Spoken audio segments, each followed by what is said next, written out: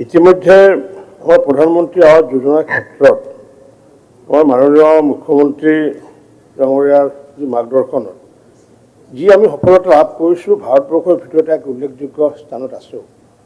কাৰণ কিয়, যিহেতু ইতিমধ্যে তেখেতে পুৰকাষ্ট ডাঙৰ নিজে জনালে যে ইতিমধ্যে আমাক 20 লাখ ঘৰ, 20,40,000 ঘৰ আমাৰ প্ৰদান কৰিছিলে। আৰু 20,40,000 ঘৰৰ ভিতৰত আমি ইতিমধ্যে প্ৰায় 19,96,000 ঘৰ আমি ইতিমধ্যে সম্পূৰ্ণ কৰিছোঁ। আৰু হয়তো 4,000 ঘৰ কমপ্লিট কৰিলে হয়তো আমি 20 লাখ সম্পূৰ্ণ হ'বগৈ 2-4 দিনৰ ভিতৰত। তাৰপিছত আমাক পুনৰ মাননীয় প্ৰধানমন্ত্ৰী নৰেন্দ্ৰ মোদী ডাঙৰীয়াই যেতিয়া তৃতীয়বাৰৰ কাৰণে দায়িত্ব ল'লে, তেখেতে কৈছিলে যে সমগ্ৰ ভাৰতবৰ্ষৰ লগতে অসমতো পুনৰ ঘৰ প্ৰদান কৰা হ'ব।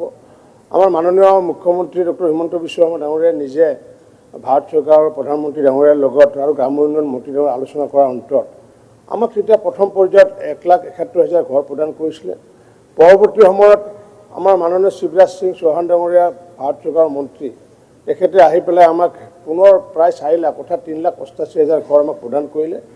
আৰু আমি এতিয়া ভাৰত চৰকাৰক আমি আবেদন জনাইছোঁ, যিহেতু আমাৰ 27 লাখ ৱেইট লিষ্টত নাম আছিলে আৰু যিহেতু 24 লাখৰ কাম চলি আছে, বাকী 3 লাখ ঘৰ আগন্তুক দিনত নিশ্চিত ওপৰত দিম বুলি ইতিমধ্যে ঘোষণা কৰিছে।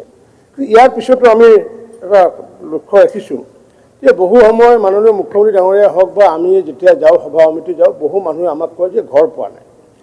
এই ঘৰ পোৱা নাই, এই যিটো কাৰণ, এই বিষয়টো লৈ পেলাই যিহেতু 2011 চনৰ তালিকাখন প্ৰস্তুত কৰা হৈছিলে, সেই প্ৰস্তুত কৰাৰ সময়ত বহু মানুহে তেতিয়া কি কৰিলে, তেওঁলোকৰ ঘৰত গৈ পেলাই জিঅ'টেক নকৰিলে। নকৰাৰ পিছত বহু প্ৰকৃত দুখীয়া বঞ্চিত হৈ আছিলে। পৰৱৰ্তী সময়ত 2018 চনত পুনৰ আমি ছাৰ্ভে কৰিছিলোঁ। ছাৰ্ভে আমি আৰম্ভ ঠিক কিছুদিন যোৱাৰ পিছতে 19 চনৰ যিটো লোকসভা নিৰ্বাচন আহিলে, লোকসভা নিৰ্বাচনৰ বাবে কোড অফ কণ্ডাক্ট লাগিলে, যাৰ ফলত তেতিয়াও কিছু নাম ৰৈ গ'ল। যাৰ কাৰণে এইবাৰ আমি সিদ্ধান্ত লৈছোঁ যে আগন্তুক দিনত আমি তৃতীয়বাৰৰ কাৰণে ছাৰ্ভে কাম ইতিমধ্যে আৰম্ভ কৰিছোঁ। আমাৰ ইতিমধ্যে যোৱা 16 তাৰিখৰ পৰা জীৱিকা সখীসকলক আমি দায়িত্ব দিছোঁ আৰু ঘৰে ঘৰে গৈ তেওঁলোকে যাতে ছাৰ্ভে যাতে কৰে। আৰু এই ছাৰ্ভে কৰাৰ সময়ত মই বিধায়কসকলক আহ্বান জনাম, যিহেতু সেই ঘৰবোৰ পুৰণা হোৱা নাই, কাৰণ কিয় আমি এই ঘৰ দিয়া কাম আৰম্ভ কৰিছোঁ 2016 চনৰ পৰা। প্ৰধানমন্ত্ৰীয়ে দায়িত্ব লৈছে 2014 চনত। আৰু তাৰপিছত প্ৰধানমন্ত্ৰী দেখিছে যে পূৰ্বৰ যি 75,000 টকাৰ ঘৰ আছিলে, সেইটো ঘৰ হ'ব নোৱাৰে, ষ্ট্ৰাকচাৰ হ'ব পাৰে।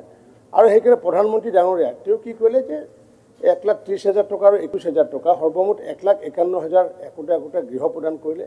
গৃহ প্ৰদান কৰাৰ পিছত তেওঁ দেখিলে যে এইটো মানে ঘৰ হোৱা নাই। এইটো ঘৰ হ'ব লাগিলে তাত পানী লাগিব, তাত শৌচালয় লাগিব, ইলেক্ট্ৰিচিটি লাগিব, সম্পূৰ্ণ বিষয় লাগিব। যাৰ কাৰণে মোদী ডাঙৰীয়াৰ চিন্তা চৰ্চা হি কনভাৰ্ট এ হাউচ টু এ হোম। এতিয়া সেই হোমবোৰ যিহেতু আমি 16 চনৰ পৰা বা এতিয়াও কিছুমান বনাই আছোঁ, আমি ইতিমধ্যে সিদ্ধান্ত লৈছোঁ যে কোনো মানুহ যাতে আমাৰ লিষ্টত থকা মানুহ, কাৰণ কোনো মানুহৰ নাম কাটিব নোৱাৰে। এই ক্ষেত্ৰত আপুনি এটা কথা কৈছিলে যে বহুত ধনী মানুহৰ নাম আছে বুলি কৈছিলে।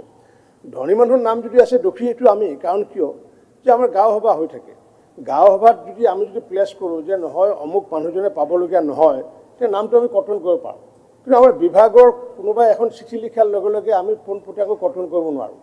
গতিকে গাঁও সভা পাতি যদি কোনোবা নাপাবলগীয়া মানুহে যদি পাই আছে, এতিয়াও সেইটো প্ৰভিজন আছে, আমি সেই ঘৰটো কেঞ্চেল কৰিব পাৰোঁ। ছাৰ্ভেৰ ক্ষেত্ৰত আমি মুখ্যমন্ত্ৰী ডাঙৰীয়াই কৈছোঁ, অন্বেষা নামৰ এটা নতুন আমি মুকলি কৰিম। আমি হয়তো 26-27 তাৰিখ মানে মুকলি কৰিম যে কিবা কাৰণত জীৱিকা সখীগৰাকী হয়তো ঘৰত যোৱা নাই। সেই ক্ষেত্ৰত যদি আমি প্ৰতিগৰাকী বিধায়কে, প্ৰতিগৰাকী সমাজ সচেতকে যাকে আমি নিজে সেইসকল দুখীয়াৰ মানুহৰ গৈ, দৰকাৰ হ'লে ছেকেণ্ড টাইম হৈ যাওক, এবাৰ হয়তো জীৱিকা সখীয়ে লৈছে, এবাৰ নিজে চেল্ফ ছাৰ্ভে কৰি নিজৰ ঘৰৰ ফটোটো লৈ পেলাই, নিজৰ ফটোটো তুলি পেলাই জিঅ' টেগিং কৰি পেলাই, আৰু এই ক্ষেত্ৰত সকলোৱে যাতে একোজ দ্য পলিটিকেল লাইন, দুখীয়াক আমি সকলোৱে সহায় কৰিব লাগে। আপোনালোকেও যাতে আগন্তুক দিনত এছেম্বলি যিহেতু শেষ হ'বগৈ, যিসকলৰ ঘৰ দুখীয়া ঘৰ, তেওঁলোক সহায় কৰক।